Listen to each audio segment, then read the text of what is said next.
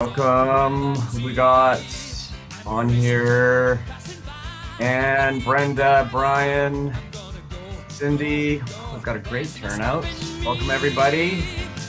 Let's get started. Give us 30 seconds here and we'll get started. I'm just waiting for Zoom to catch up and get Wait, everybody on board. Lynn Ogden is on the ski slope. That is weird. Ah, That's wonderful. I love it. Just don't hurt yourself. I don't think I've seen somebody falling from the ski slopes before. That's a first. Well done. Well done. Excellent. All right. Welcome, everybody. I'm personally super excited about this. My name's Derek Gale. I'm the CEO here at MEA. And I'm excited because I get to dive into the brain of the one and only Chip Conley. And today, yeah, this guy. And today we're gonna dive into leadership. And I think so many people know Chip. Obviously he's the founder of Joie de Vivre, Airbnb, mentor to the founders there, and also the founder of the world's first midlife wisdom school that's reframing aging. But in all of his spare time as well, he's also been a mentor to some amazing people. And it's funny. So as I've gotten to know Chip over the last, he'll just drop comments like, I remember sitting there and I forget where we were, and he goes, "Yeah, I'm leaving next week. I've just got to moderate and do some mentoring for Gavin Newsom and their leadership team." And he drops these, and so Chip, that's where I'm gonna actually start. Like, how did you end up as a mentor to so many of these people? Share some stories. Come on. Oh yeah, let's get into the juicy details. Well, yeah, and these are leadership stories or leadership truths that I've learned are not just for bald people. Let's be honest. You got two bald guys here, two white bald guys. That's even worse. Um, yeah, no, it's I have always been interested in leadership. And, when I was in high school, I was student body president of my very multiracial high school, Long Beach Poly High School in Southern California. And I was really curious. I learned from a guy named Dave Burcham, and he taught me a lot about leadership. He was my teacher, and he helped me to see a lot of the truths about leadership in terms of like people want to be seen and heard, and a leader creates more leaders, not followers. And he had a lot of good truisms. And as I started my boutique hotel company at age 26, Joie de Vivre, I learned pretty quickly that I had a lot to learn about leadership. And so I started reaching out to people like Herb Kelleher, who was for 37 years, the CEO of Southwest Airlines, and a few other people who could just teach me about leadership. And then, I guess what happens karmically is if you have reached out to other leaders to get some mentorship, people start reaching out to you. And I think my first mentor relationship, my first mentee, outside of people in my boutique hotel company, was actually, yes, Gavin Newsom. He was 28, I was 35. He had started Plump Jack around the same age I did when I started Joie de Vivre. And so he was a couple years into it, and his sister sent him to me because I knew her, Hillary, and she said, Gavin doesn't know what the hell he's doing. Um, he needs your help. And he had at that point a restaurant and a wine shop, and he was trying to create a hotel. And so long story short is for the last, oh my God, more than 30 years, I have been or actually approximately 30 years, I've been his mentor through thick and thin. And I think what I've learned along the way is, if you're the mentor to somebody who's high profile, first of all, you don't tell secrets, so I can't tell you a whole lot of things there. And you say yes a lot because you really want to be supportive. And I've done the same with Brian Chesky at Airbnb, and Marion Goodell, the CEO of Burning Man, and Michael Franti, the award-winning musician who's one of our MBA faculty members. I've been a mentor to him for like 35 years, actually, now that I think about it. And he ultimately created a retreat center and wanted to learn from me about hospitality, and he did that in Bali. So, there's a long list. Been the CEO, the mentor to the CEO of quantum computing and the CEO of Bain Capital and the CEO of a bunch of nonprofits. And so I've enjoyed it because, quite frankly, the best kind of mentor relationships are meant to be reciprocal. I'm going to learn as much from them as they are going to learn from me. And I certainly learned that with Brian Chesky at Airbnb, who was both 21 years my junior, but he was also my mentee and my boss. So it's very interesting to have a mentor, a mentee who is actually your boss. Yeah, that would be a really interesting dynamic. So when you look across these leaders, all these people that you've mentored, what are some of the common blind spots that you've seen when you step in?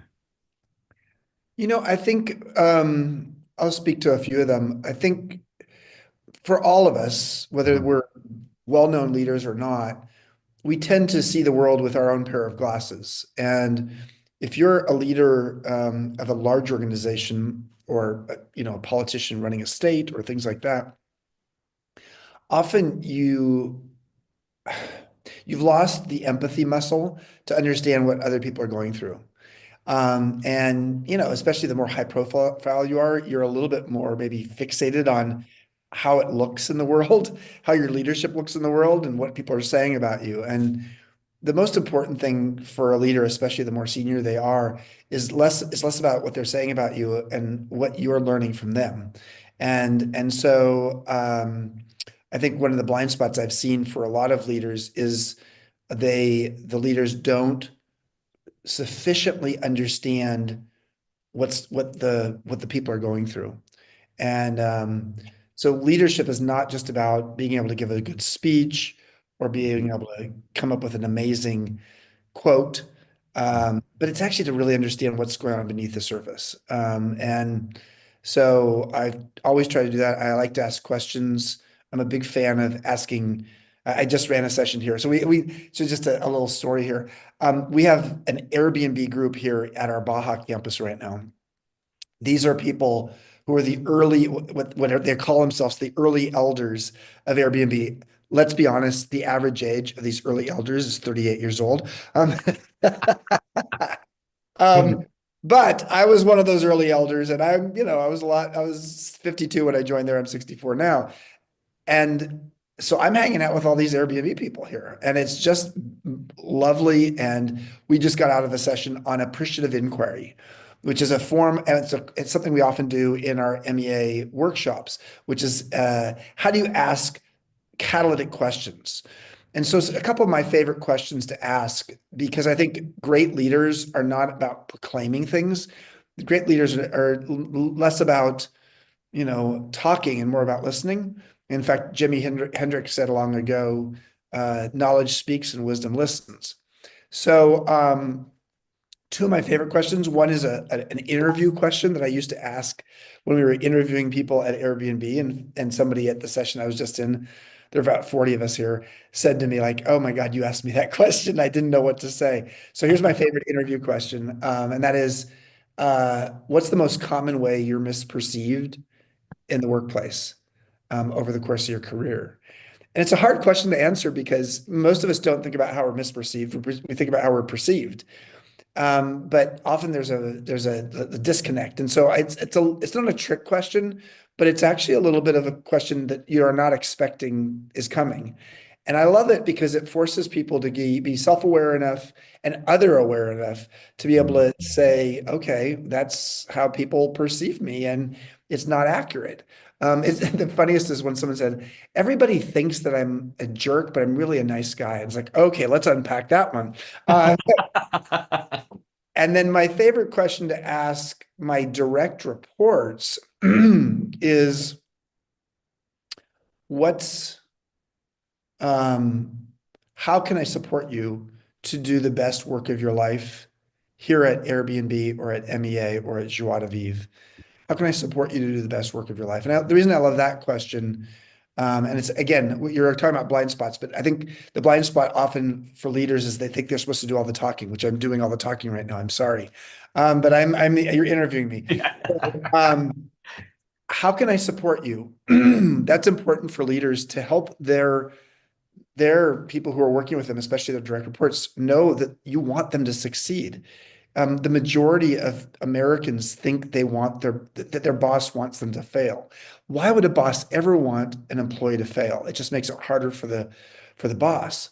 But you have to sometimes help someone to see they shouldn't feel like the victim. So start with how can I support you? The second part of that question is to do the best work of your life. And I love that part of this question because it's really saying to your direct report, I want you to stretch. I want you to do the best work of your life. I want you to feel like you're doing the best work of your life. And then the meta of this whole question of how can I support you to do the best work of your life here at MEA, for example, is it's putting the agency in the lap of the direct report, such that it's their job to figure out what they need to do the best work of their life. As the boss, it's not necessarily your job to do that. And when I've said this question before, sometimes some people have really struggled with it because they're sort of used to feeling like, oh my God, nobody cares about what I do here. No one really wants me to succeed here. And when you ask this question, it sort of says like, yeah, we want you to succeed. We want you to do the best work of your life. And we want you to be proactive enough to get clear on what you need from the organization and from me as your boss in order to do the best work of your life. And so keep that one in mind as something that you could use as a leader.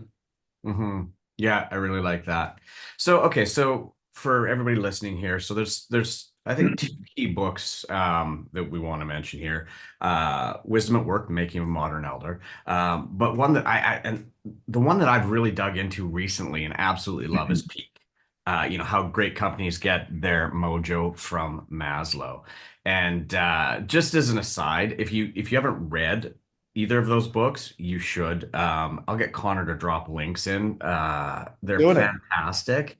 Um, Peak is amazing, and it's super. Well, you've used the term prescriptive in it, but let's back up here and talk about how you've applied Maslow's hierarchy of needs to this leadership. Yeah, well, first of all, writing books is something that most CEOs don't do. No. I mean, if they do write a book, it's usually with a ghostwriter, and it's usually sort of a puff piece, and it's the inspirational stories, and it's not as much their specific thinking around leadership or their framework of thinking about leadership. So I've been a little bit of a weirdo in the fact that I've been a CEO and written, lots and lots of books. I write books to make sense of what I'm learning.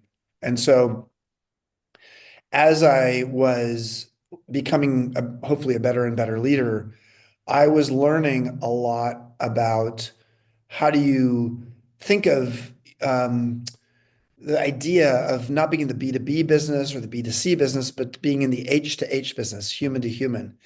And the most neglected fact in most businesses and amongst most leaders is that that everybody's human. Because you don't see humans on a balance sheet, you don't see humans in a strategic plan. You see it in an org chart, but you really don't even see them in the org chart. You just see these boxes. And so, Mhm. in many ways, trying to understand humans and psychology is, I think, one of the greatest skills a leader can bring to their leadership. So we went, Joie de Vivre, my boutique hotel company. We had about 21 hotels around San Francisco Bay Area when the dot-com bust and 9/11 happened. And we were very vulnerable because actually the Bay Area where all of our hotels were was the area that got hit the hardest between 2001 and 2005. So no area in the US had revenues for their hotels fall more than we did. So I really had to get back to my roots of like, okay, I went to a local bookstore, Borders, which no longer exists, at Union Square in San Francisco. And I went there looking for a business book that was going to help me in my time of need. And within about 10 minutes, I ended up in the self-help section of the bookstore instead, which is what a CEO really needs when they're running out of money.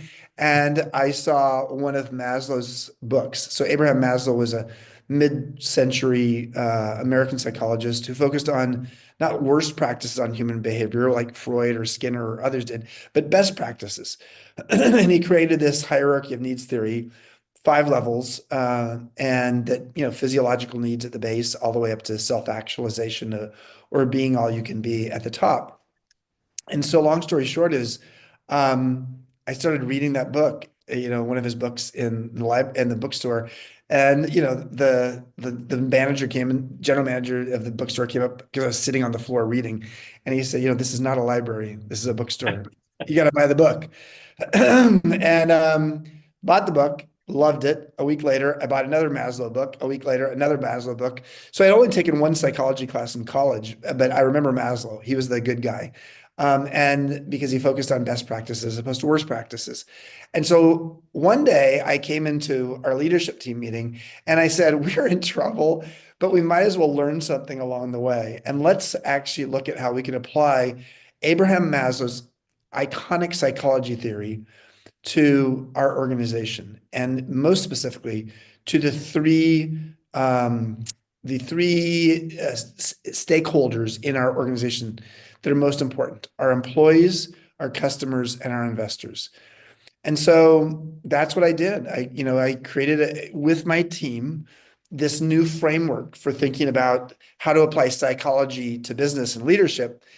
And it was miraculous. Between 2001 and 2005, when all the other hotel companies, Kimpton, our biggest competitor, lost 5 hotels in San Francisco to bankruptcy. Ian Schrager, who had only one hotel in San Francisco, the Clift, lost that to bankruptcy or foreclosure.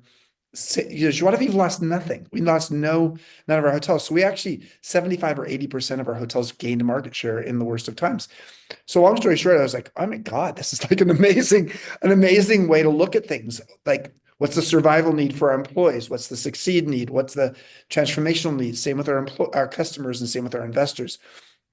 Long story short is, I started being asked, like, how did you guys get through this time?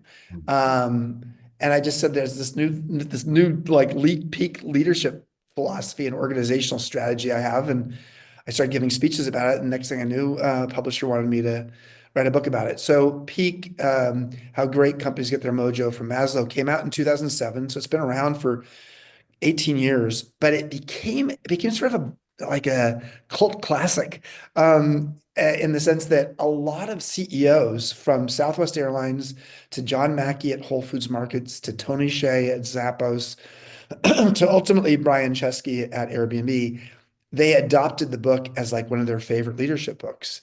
And so next thing I knew, I was going out and giving talks about this and helping companies look at how they use the peak model. And I'm so excited, Derek, because I've never taught peak at MEA. I mean, I have taught it to some private groups, not a peak workshop exactly, but maybe like a 2-hour session on it. But I'm really excited that in March I'm going to be doing a 3-day peak workshop focused on how you can become a peak leader and how Mhm. your organization can apply one of the most iconic psychology theories to their strategy. So I'm really excited about that one, particularly because I just know how universal the peak model is to different Mhm. industries and leaders. Yeah, and the thing I really enjoyed about it is it's not hypothetical. I mean, every section ends with literally what you call prescriptions, right? Here's the prescriptions that you can start applying. And yes, you've broken it down: employees, customers, investors. So just for the sake of here in this group, I'm gonna get you to dig into your memory and go, what are some of your favorite prescriptive, maybe pick one for employees, one for customers, one for investors. Well, let's look at each of these three pyramids. So Yeah. the peak pyramid for employees is money, recognition, meaning. Money, recognition, meaning. So compensation or your job security is the baseline. Recognition is the next step up, Mhm. uh, which means you feel successful. Mhm. And then meaning, how do you create a sense of meaning for your employees and in your organization? I'll give you one prescriptive thing there because it's free. I mean, this is what Mm. the workshop will focus on, like dozens of prescriptive things. But when it comes to recognition for your employees, how do you help your employees to feel like they're seen for doing something right? Many organizations sort of are developed and operate from the place of how do we find our employees when they do something wrong? So the question is, how do you incorporate a recognition tool that actually helps people to feel like, wow, they saw me doing something right. The way we did that at Joie de Vivre was we would have a leadership meeting each week, and at the end of our hour-long meeting, we'd spend 10 minutes with anybody on the leadership team raising their hand and saying, I want to give credit to Joe, the bellman at the Hotel Rex, because we had only one elevator in the Hotel Rex, and it's a seven-story hotel with 94 rooms. And the elevator went out one weekend, and Joe had friends in town staying with him, but he decided to do two double shifts, Saturday and Sunday, meaning he was working 16 hours a day. So he got paid overtime, but he didn't have to do it. And it was a great show of loyalty to the hotel. Well, on Monday, Fred, who was the head of operations, brought this up to the group, and then Michael, the head of IT, went to say thank you to Joe.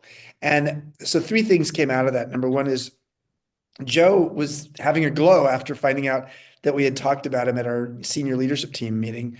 Number two is the people in the meeting, felt like, okay, in the worst of times, our people are doing great things. And it's nice to hear in a meeting like the good news within the organization, especially when you're going through a hard time. And the fact that actually, thirdly, it was a head of IT who went say and said thank you to Joe was creating some interdepartmental love. Here's someone in operations and the head of IT is coming over. So it just, that's one prescriptive thing. I'll just rather than do prescriptives for the other two, I'll just tell you Yeah. Good. the the peak model for each. So for customers, imagine yourself for a second. Think of a business in which you're a customer. The baseline, the survival need for customers meet my expectations. The success need, where you feel successful, you made a good choice as a customer, is meet my desires. And that's a really good one for leaders to look at. It's like, what are the expectations of your customers? What are the desires? And we'll focus on that in the workshop. But at the top of the pyramid is where the magic happens, Mm. is how do you meet the unrecognized needs of the customers? And how do you come up with that? How are you the mind reader to understand what it is that is something that nobody else is providing to your customers, but you can provide? And so that is going to be one of the most fun parts of the workshop is Mm. thinking about your business, thinking about your customers, and whether, this workshop is available for not just, people running big companies. It could be small companies, or it could be a consultant. What Mm. would be the unrecognized need for your clients? As a singular consultant. That's fine too. And then finally, the third pyramid, which is the most complex, no, most weird pyramid, because as I said when I was writing the book, I was like, are investors human? If you have a human hierarchy of needs, um, Amazing. are investors human? And that was an interesting question. But the survival need for a investor is at the base of the pyramid is having their transactional, having an alignment with the entrepreneur or the company around what defines, success. The middle is relationship alignment and feeling like Warren Buffett says to his CEOs, I want you to operate as if you're going to be here for 100 years. Like I Mhm. want to have a long-term relationship. And then at the top of the pyramid is having like legacy or a mission alignment and Mhm. feeling the investor feels a pride of ownership in owning, part of the business. So it's a model, and then in the center of the model is this idea of the service profit chain. We called it the Joie de Vivre heart. And that's, how do you create the service profit chain comes from Harvard Business School. And it's the premise of if you create a great culture, it leads to enthusiastic employees, loyal customers, and a profitable and sustainable business in that order. So the lagging indicator is your profits. The leading indicator is the culture and how happy the employees are. This is particularly true in the service industry, and two-thirds of the world's GDP is in service of some form. So that was a quick a quick primer on peak. And honestly, fantastic book. Anybody that's in a leadership role, I would highly recommend. One of the things you learn about Chip as I've spent more time with him is the detail and research he goes into. The sheer number of resources that you cited in that book was absolutely mind blowing. At the end of every chapter, I'm like, this is I don't have to read all his books now because he's just distilled it down, which was amazing. And Let's let me say that, I mean, as someone who writes a lot of books, but I'm not an academic, as someone who writes a lot of books, and I'm not necessarily a consultant, um, and consultants and academics do a lot of research, and that's what they do. And so I think I had a little chip on my shoulder, excuse the pun, that I needed to show that I had, the gravitas Ah, of having done my research so that yeah. people can feel like, okay, well, this isn't just Chip's story. There's some social science backing this up. Yeah. Yeah, but also yeah, the chip stories in there are incredible as well, and how you applied that in joie de vivre. And one of the reasons I love it in how you applied it. So we've all read the stories about the Googles and the Facebooks. And yeah, they can create culture because they can build 10 restaurants, dry cleaning, massage therapy for everybody, like they're in joie de vivre and in hospitality, you don't have those kind of margins, right? So what you have in there is applicable to any organization, which I really liked. So let's shift gears a little bit. Let's talk about wisdom at work and Yeah. making a modern elder, and particularly, um, Mhm. leadership as it relates Yeah. to being a modern elder. Yeah, so I joined Airbnb when I was 52. Most people had never heard of the company. It was 12 years ago, and but the company was growing quickly. And Brian reached out to me, Brian, the CEO, co-founder, and he had read Peak and he loved it. And he said, "I want to be a Peak company, and I want you to come in and be my in-house mentor." Ultimately, I became his direct report. So I reported to him as the head of global hospitality and strategy. But my job in the company was much more than just my title. It was really, I was involved in just about everything. And I'm being reminded of that this week with all these 40 Airbnb coworkers who were early employees there. And what I learned from that was that as a modern elder, they said I was as curious as I was wise, the three founders. I was a mentor. I was a mentor and an intern at the same time. So I had to be open to learning because Mhm. I joined a tech company for the first time at age 52, and I really didn't understand the lingo.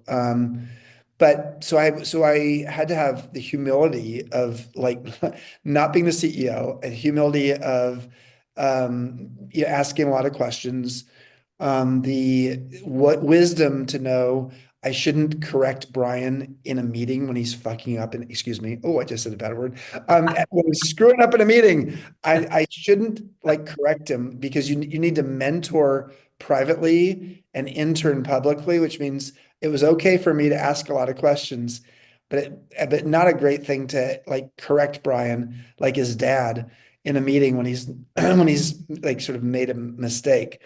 So I learned a lot of lessons and I loved it. And I think from a leadership perspective, what I learned a lot and what I will be presenting in the 3-day workshop on wisdom at work, which is right after the peak one. So it's like if someone wants to come and do both together, all the better.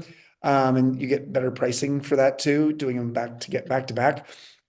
But I learned a lot about intergenerational collaboration. I learned a lot about mentorship. Mhm. I learned a whole lot about how do you create the conditions for people to collaborate when they don't necessarily have the same point of view, which is a really important piece in the political world we live in today, societally.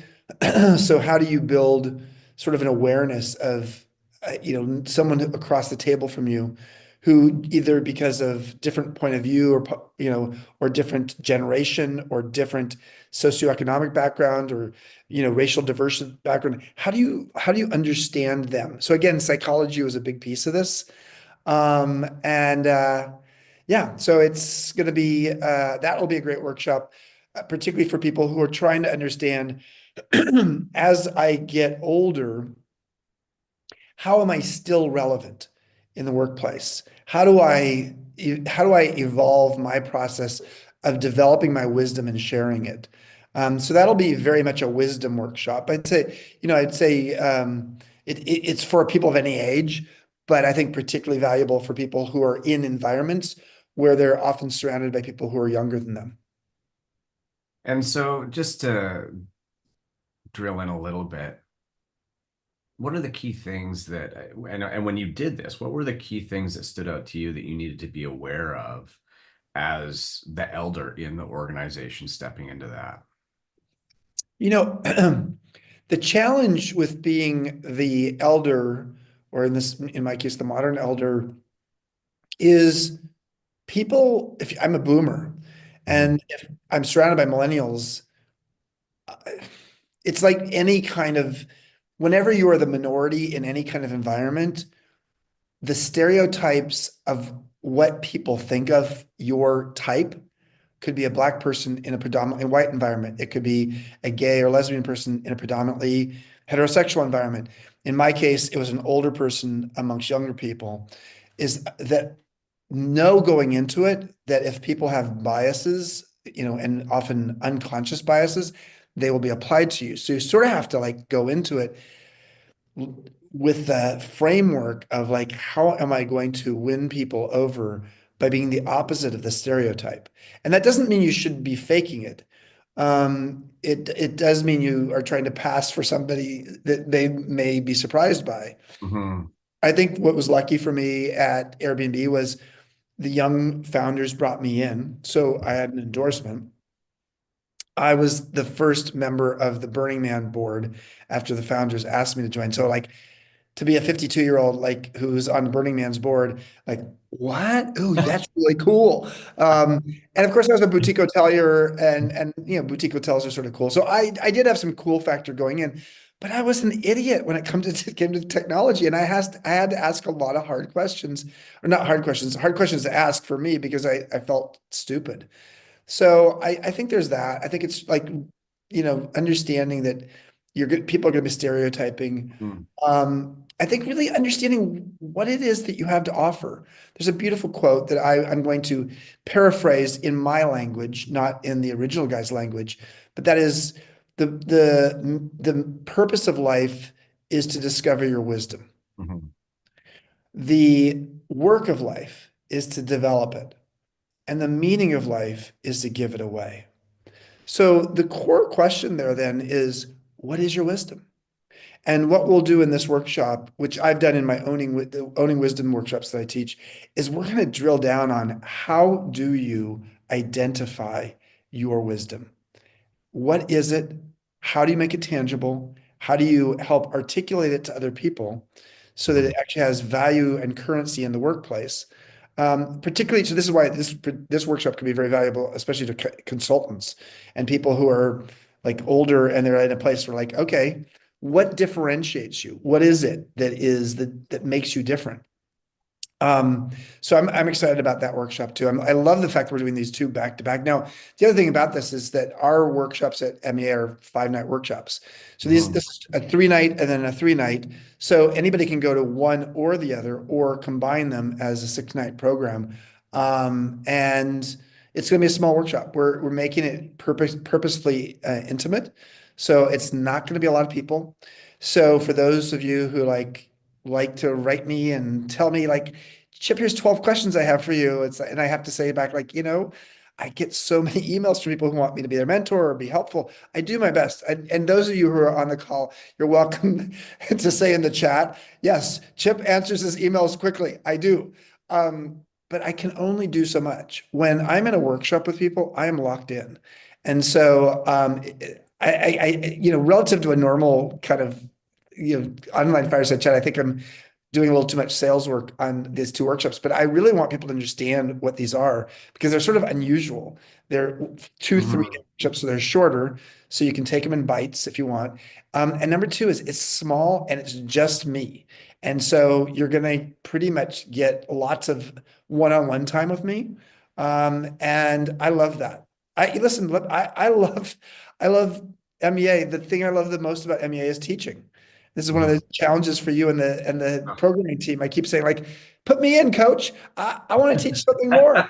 So Uh, true. and they're all saying like, no, Chip, you're like you're like Madonna. You're overexposed a few years ago. And like, yeah, that's sort of true. I am, but I'm doing 5 weeks in a row right now of workshops, and I love it. So, okay, so I mean, you've got the books. What if you had to summarize? Okay, you can read the book. The books are awesome. If you don't have the books, you can't come to. If you can't come to the workshop, definitely get the books. If you can come to the workshop though, I mean, you've done numerous talks, you've done numerous workshops, you've done a lot of coaching. What is the benefit of that in person versus just taking the book? Well, I mean, you can ask questions. Mhm. Yeah, there is something called Chip GPT that's on the chipconley.com website, and you can ask me any questions there, but that's only as good as AI. And I got to tell you, AI is not good enough yet compared to, a wise modern elder. And so by being able to come to the workshop, you can take what's Mhm.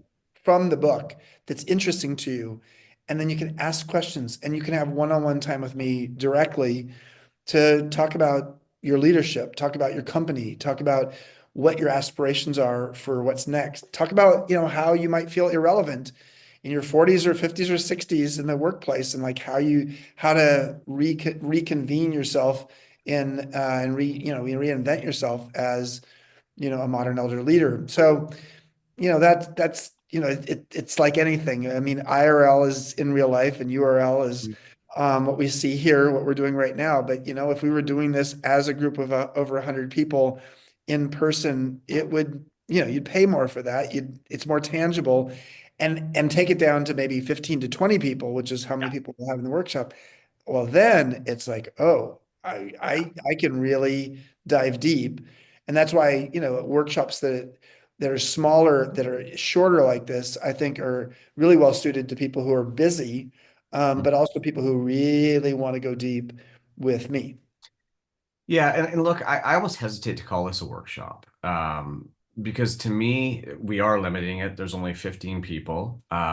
It feels more like what I would call a mastermind, where it's a far more intimate, it's a conversation where you get to bring your business, your specific situation, and get prescriptive advice and collaboration on that. And so that feels another level of intimacy in terms of what you're going to get from that. So that being said, as we're kind of in the home stretch here, I want to open it up to questions. Yeah. And so I'd love to just, toss it out there. If you have a question, just throw your hand up and I'm just going to unmute you and we will fire that up. And Connor, I think I should be And able. for those of you who've seen me on these fireside chats, remind you that you better stick your hand up now, even if you don't know your question, because we're not going to get to you otherwise. Because like in the last 5, 10 minutes, a lot of people put their hand up and they're like, I'm sorry, we don't have time. Like, Mhm. so yes, I like that Selena actually has already done that.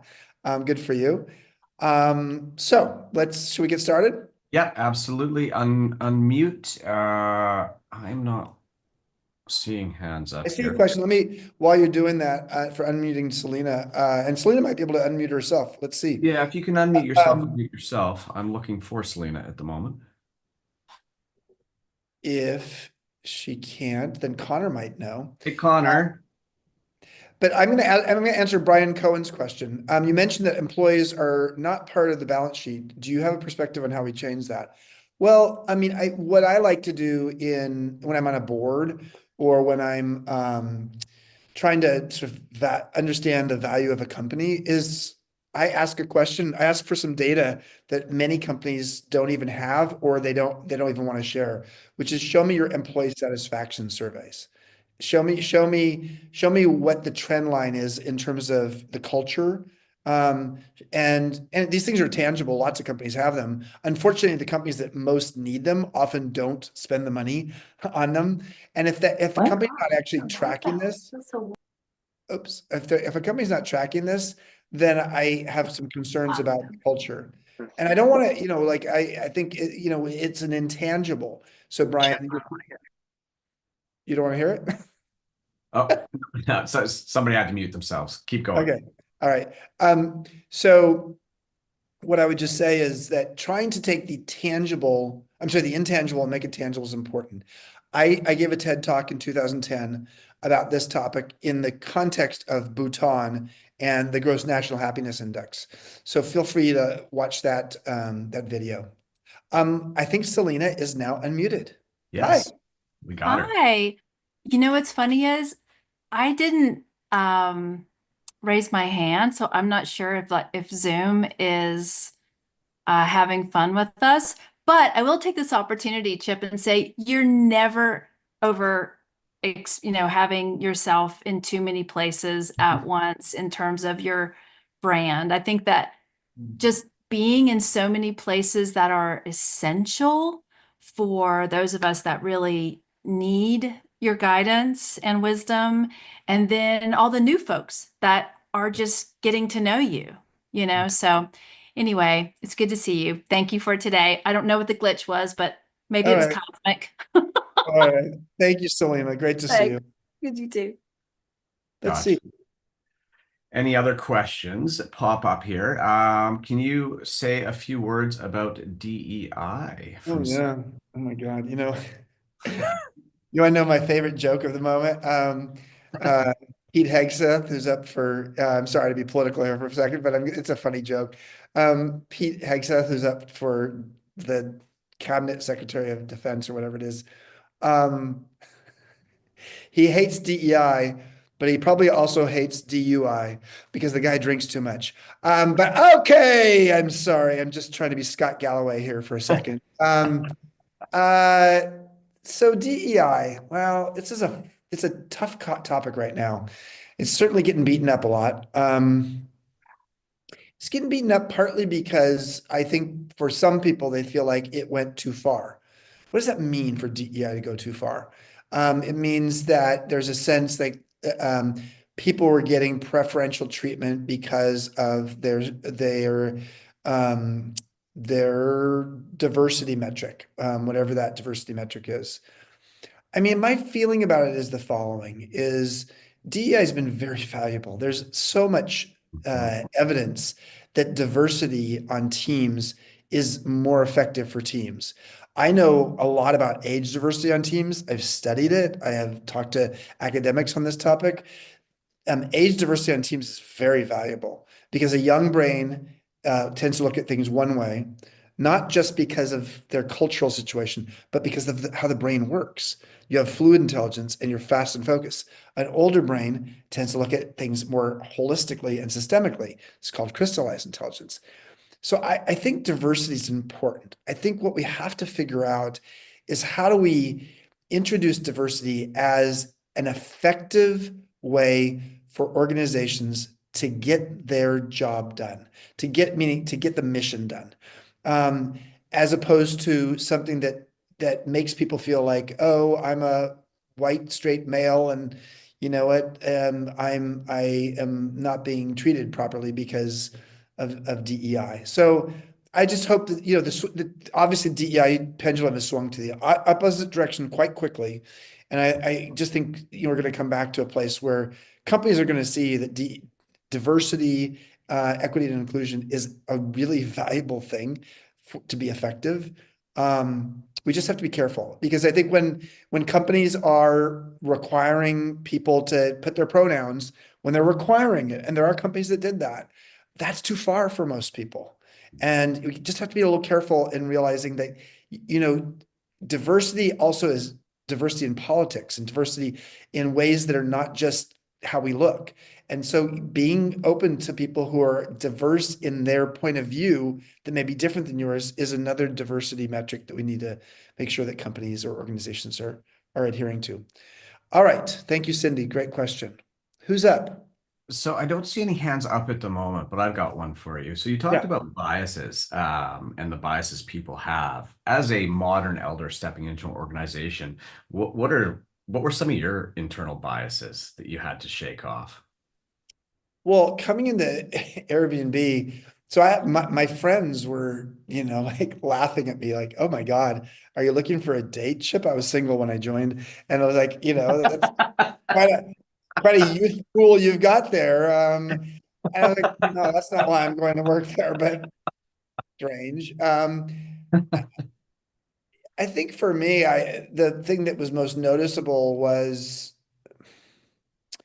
my sense that everybody wanted to communicate in the form that I didn't like to communicate. I love email. I'll just be honest. One of those few people in the world who loves email. And I don't love Slack and I don't love, texting as the way of, giving your resignation. And I don't love um, people feeling like a voice memo that's 12 minutes long is something I want to slog through. I love Google Docs too. But I'd never done Google Docs until I went to Airbnb. So long story short is I had to get comfortable with the idea that there are going to be times when there are forms of communicating that other people want to do that aren't for me. And I could either tell them I'm not going to participate that way, which I sometimes would do because I think sometimes they were way too reliant on that, but sometimes I'd have to participate. So, I think also just thinking that, there are a lot of younger people who see a guy like Brian Chesky become a billionaire before the time he's 30 and think like, well, I got to be a billionaire too. And so there was a little bit of sometimes entitlement of people, and I'm surrounded by these people right now, and they're not entitled today. In fact, they're, 12 years later, a lot older. But when you're 25 or 27 and you sort of see these Mark Zuckerbergs and Brian Chesky's and others, you sort of feel like, okay, well, I should be on a path to being, wealthy too. And there was like, I don't want to say it's paying dues. It's not about paying dues. It's about actually, learning the wisdom. Our painful life lessons are the raw material for our future wisdom. The younger you are, the less raw material you have. So our painful life lessons are the raw material for our future wisdom.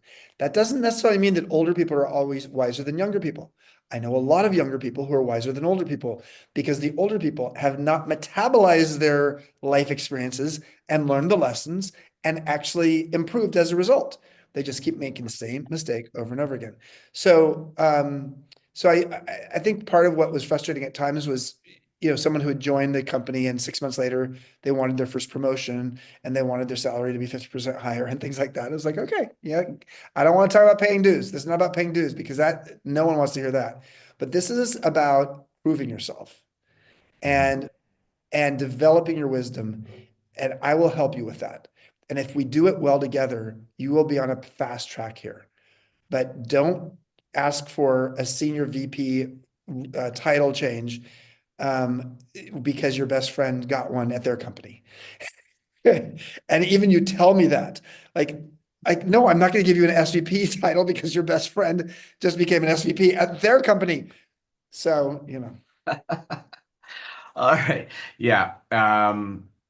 Okay. So another question here did pop in. Where did that go? What do you think about being woke? Isn't a goal of consciousness to awaken?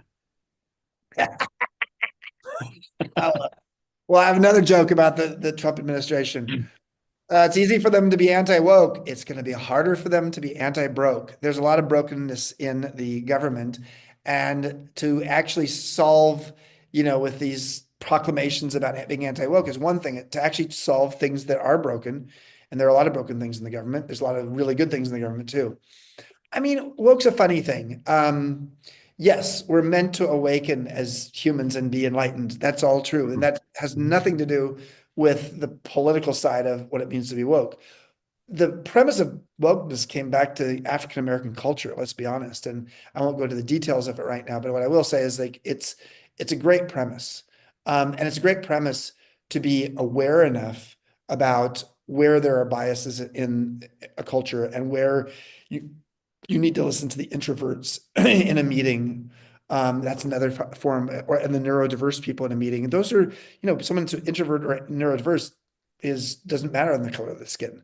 So wokeness is really about being aware of things that are not obvious to you, maybe because of your background.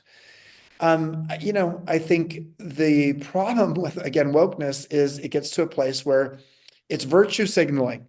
Okay, I'm woke. They won't say at this point, no one would say that, but I want you to know that I am X, Y, or Z, or I did this or that. And as a way of one-upping everybody else. And I think that's when it gets a little silly.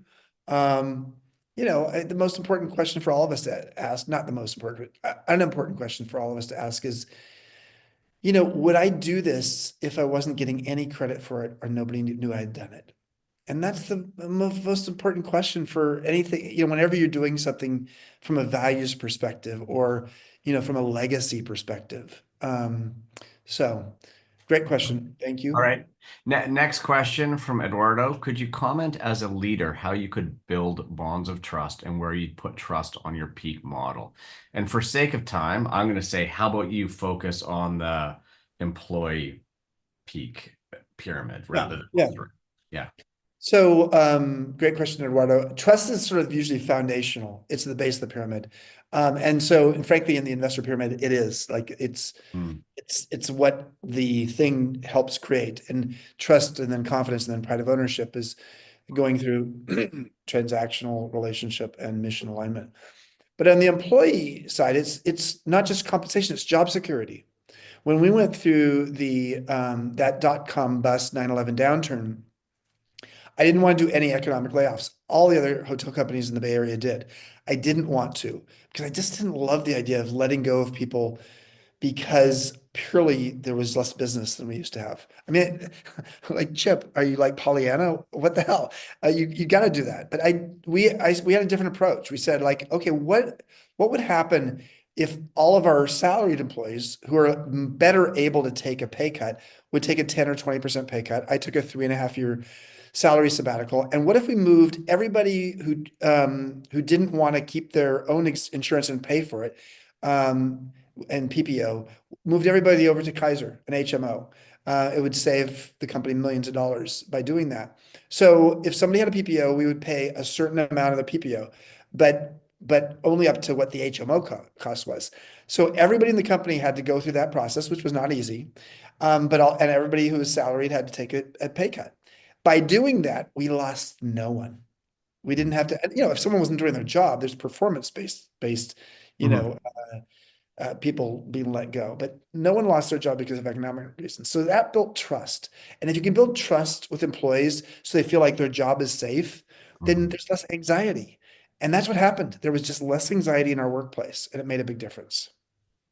I see Perfect. Sheila has a question, and I want to answer that before we do whatever you have to do next here, because Sheila's coming to Santa Fe. She was actually in Santa Fe at the film festival that we had in December. That was so good. Oh my God. And she's coming back for, I don't know if it's both workshops or just the peak workshop, but Sheila, your question is, if you were looking at Maslow's pyramid as a solopreneur consultant, strategic advisor, how would you entitle the pyramid? Would customers be clients? Yep, they would be. And investors would be an audience? Yep. So I'm excited to work with you about this, in Santa Fe. The real key in the model is these three levels. Maslow's hierarchy of needs had two levels at the base of the pyramid: physiological needs and safety needs. Physiological and safety needs. Those are survival needs. So if you're thinking about your stakeholder that you're going to create a pyramid for, what are those survival needs? The levels 3 and 4 of Maslow's pyramid were social belonging and esteem needs. And so those are the success needs. And at the top of the pyramid, self-actualization on Maslow's pyramid is a transformational need. So survival, succeed, transform. That's the framework that we'll use in the workshop to help people to see how they do that. And absolutely, it is very much something that you could do as a consultant or solopreneur.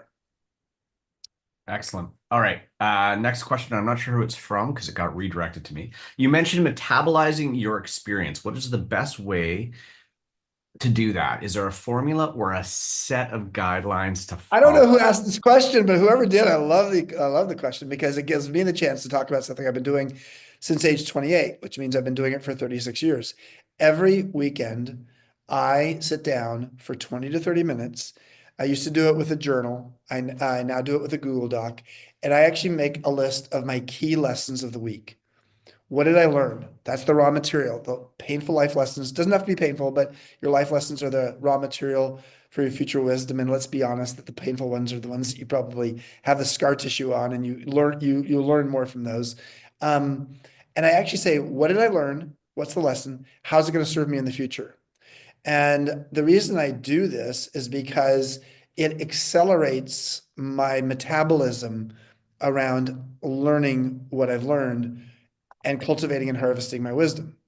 Now, as Derek knows, once a quarter, our senior leadership team, or what we call the executive leadership team, ELT of MEA, does that. Once a quarter, each of us says, like, what was our biggest lesson of the quarter? How's it going to serve us in the future? And so it's something you can do as a leadership team as well. And that's one of the things I'm very excited about. If you're really interested in wisdom, I mean, obviously the Wisdom at Work workshop will be great, but go to the bottom footer of the MEA website and you'll see a free resource there called Why Successful Leaders Value Wisdom.